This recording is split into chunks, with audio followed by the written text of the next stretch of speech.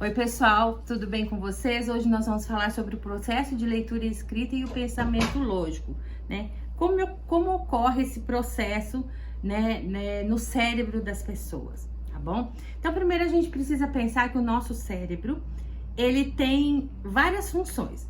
Entre elas, uma definição do Buzan, que é o criador dos mapas mentais, né? Ele fala assim que o nosso cérebro tem a recepção, o armazenamento e a análise. E quando a gente trabalha com questões da alfabetização, é nesse processo que a alfabetização vai acontecer, né? Na recepção, quando ele recebe a informação pelos sentidos, né? Pelo olho, né?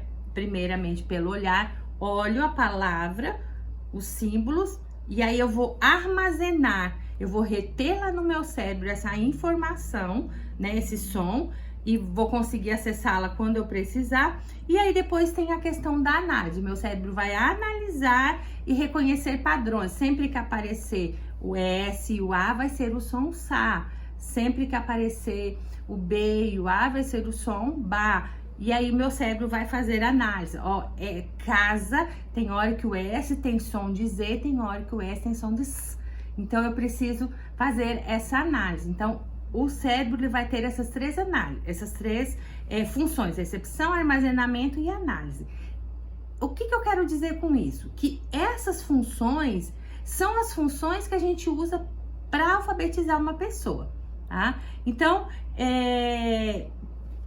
na nossa concepção, a leitura não é algo natural. A leitura e a escrita, ela precisa ser aprendida. Então, a alfabetização é um processo de aprendizagem. Não é como a fala, né? Que o bebê o ser humano ouve, o bebê vai reproduzindo e a gente vai aperfeiçoando, modificando com as intervenções. É quase que uma questão natural. O andar, né? O comer, né? De forma no dia a dia, né, pelos nossos neurônios espelho, a gente vai tendo essa aprendizagem e vai seguindo em frente, é quase que natural. Já a leitura e escrita, não, ela precisa ser ensinada, né? Então, o que acontece? Quando a gente vai ler e ver uma palavra, os nossos olhos, eles pegam a escrita. Então, ali na minha frente está escrito árvore, né? Aí na minha frente apareceu o A, o R, o V, o O, o R e o E. Apareceu árvore.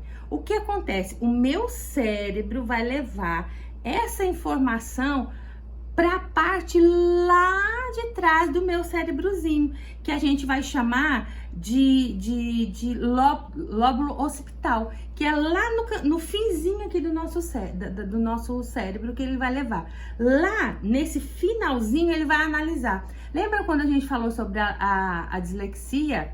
Que eu falo que a gente tinha as três áreas lá, e que as duas lá de trás do disléxico tinham dificuldades? Justamente uma dessas áreas, né, que é o lóbulo occipital, ele vai ficar com a parte de reconhecer essas letras. Elas vão chegar tudo misturadas. E o meu cérebro, se ele tem a capacidade, não tem nenhuma deficiência, não tem nenhum transtorno, ele vai organizar de forma correta. E aí eu vou lembrar, eu uso árvore todo dia, sei como é que é árvore é verde, etc, etc. Aí depois eu jogo lá para a parte de cima, né, que é a parte da linguagem, onde eu vou entender o significado e o significante. E aí depois eu já bem ali no meio a gente tem uma parte que chama o anel afetivo, que a gente entende. A árvore tem a questão afetiva. Eu sentava embaixo da árvore para comer um lanche. Na minha casa tinha uma árvore, era um pé de manga. E aí eu faço essa leitura da palavra, né? E aí eu mando ela lá para frente, que é para a parte da cognição, que é aquele lóbulo frontal, que eu vou falar assim, essa palavra árvore é assim, escreve assim e se fala assim, né? Então, quando a gente pensa, né, nessas funções que o cérebro tem, que é olhar, receber, analisar, manter a informação, a leitura e a escrita é isso.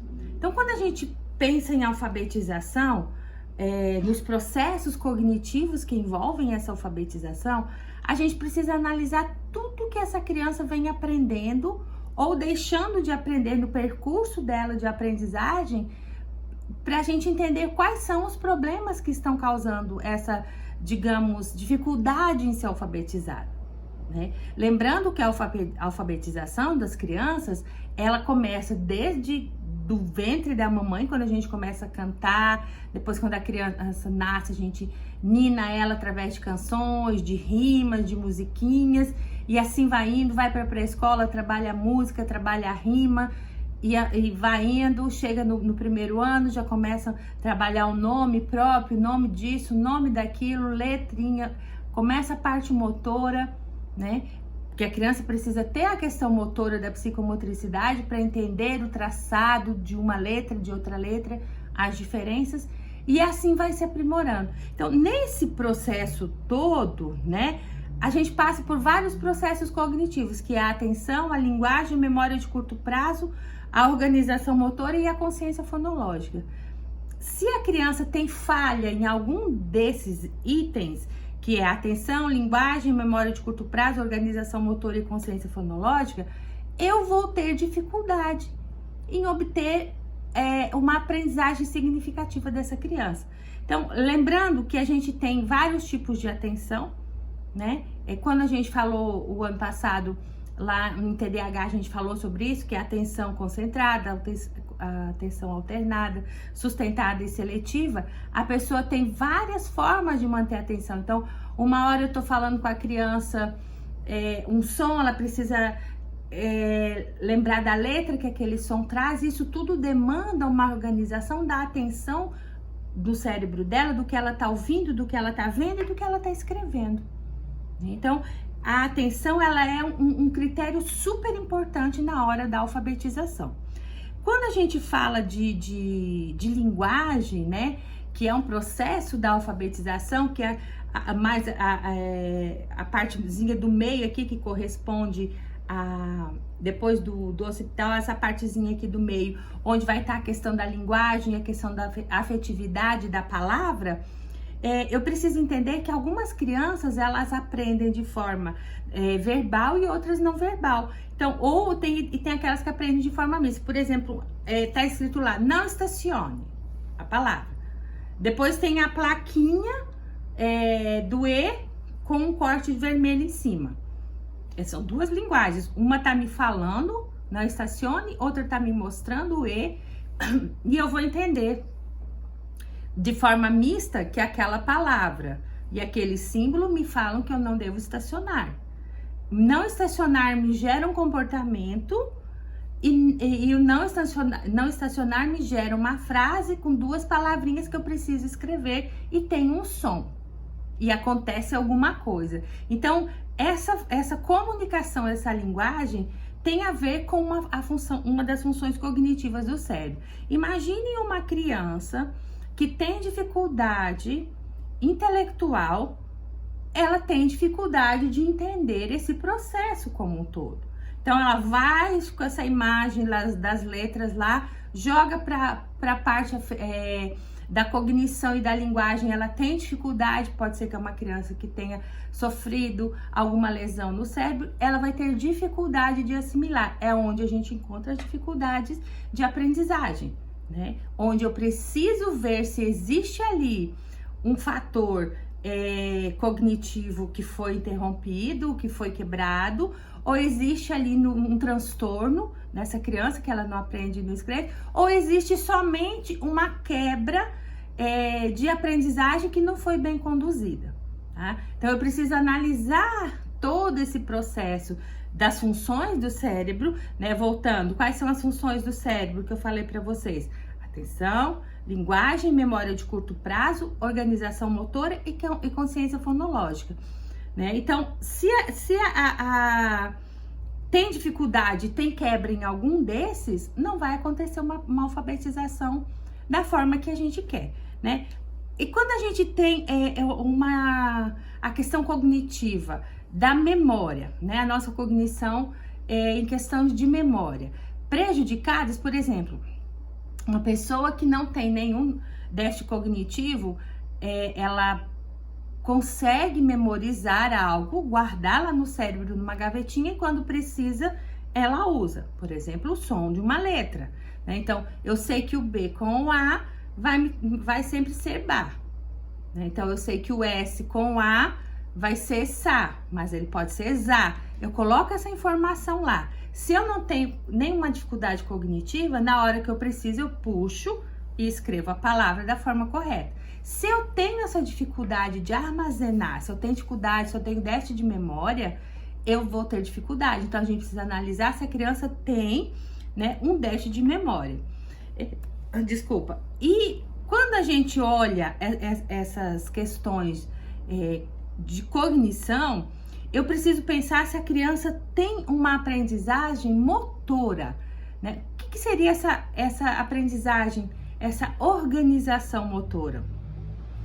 A criança, ela precisa ter atenção, motivação e repetição para que essa parte motora aconteça. Então, ela tem que ter as questões psicomotoras feitas desde o início lá da pré-escola, da educação infantil, feitas de acordo até ela chegar na fase da leitura e da escrita. Imagine uma criança que não consegue pegar num lápis. Nunca foi trabalhada para isso. Pega um lápis de uma forma incorreta, o braço cansa, ela larga para lá. Então, a organização motora, nesse sentido, é importante. E a organização motora, ela é importante quando a criança faz uma associação. Por exemplo, esse movimento aqui é um C. Este movimento aqui é um D. Então, ela faz essa associação. Então, ela precisa ter essa organização motora também dentro do seu cognitivo, para entender os movimentos e os traçados de cada letra. Se ela tem uma deficiência aí, nessa parte, eu também tenho dificuldade para ensinar a criança a ler e escrever. Vocês conseguem perceber o tanto que a alfabetização, ela é um processo simples, mas ao mesmo tempo complexo? Então, a gente precisa entender que essa complexidade, ela vai também te nortear para qual critério você precisa trabalhar melhor na mente dessas crianças, tá? Então, a alfabetização, você não pode estar fixo em uma metodologia só de alfabetização. Você precisa trabalhar a questão silábica, você precisa trabalhar a questão fonológica, você precisa trabalhar as questões psicomotoras. Tudo vai estar envolvido na alfabetização dessa criança. Se a criança tem falha em algum desses setores, você vai tentar ali trazer algum subsídio para que essa aprendizagem seja mais efetiva com essa criança, tá bom? Espero que vocês tenham gostado da aula de hoje. Já já a gente se encontra. Beijos!